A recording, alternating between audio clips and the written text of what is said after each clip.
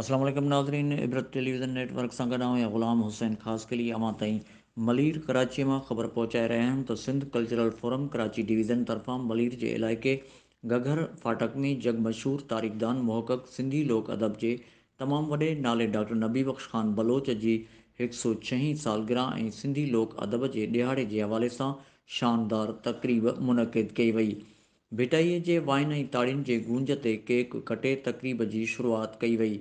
तक़रीब में Sindh cultural forum जे बानी chairman सादिक लाखो, सिंध सबीता सुगढ़ फोरम जे मरकज़ी सदर सुगढ़ अहमद अली चांडियो, झूने सुगढ़ फ़कीर अली नवाज़ लंजवाणी, शाइरन असगर लाशारी, आमिर राजपूत, नौजवान शाइर सहाफ़ी जमशेद ज़ोराणी, समाजी अॻवान इलाही बख़्श ज़ोराणी, शौकत ज़ोराणी, महरम अली पंवर, लतीफ़ सादिक लाखो, माजिद शीदी, डॉक्टर असगर लाशारी समेत ॿियनि वॾे अंग में शिरकत कई। महिमाननि खे सिंधी सक़ाफ़ती सूखड़ी अजरकनि जा तोहफ़ा पिणु पेश कया विया।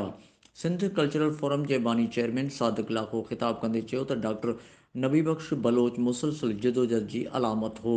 हिन अदब जे मैदान में बिना साही खणण जे पंहिंजे पोड़ीअ खे जारी ऐं सारी रखियो। सिंधी अदब में डॉक्टर नबी बख़्श तहक़ीक़ जे हवाले सां एॾो वॾो कमु कयो आहे जो सिंध समेत सॼी दुनिया में जॾहिं बि तहक़ीक़ जो ज़िक्र थींदो, मक़ामी ॿोलियुनि जी अहमियत जी ॻाल्हि थींदी, जॾहिं बि मादिरे वतन जे आज़ादी ऐं ख़ुदि मुख़्तियारी जी ॻाल्हि थींदी, उते डॉक्टर नबी बख़्श बलोच जो नालो वॾे अदब ऐं एहतराम सां खंयो वेंदो।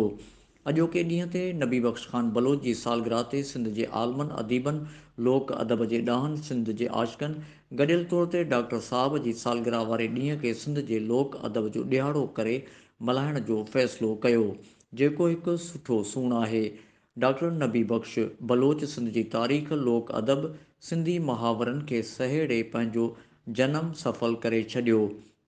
असांखे अगरि पंहिंजी ॿोली बचाइणी आहे त असांखे पंहिंजे प्राइमरी स्कूलनि जी वारसी करणी पवंदी। पंहिंजा ॿार सरकारी स्कूलनि में पढ़ाइणा पवंदा, छो त प्राइमरी बुनियादु आहे। ग़ुलाम हुसैन, ख़ासि इबरत न्यूज़।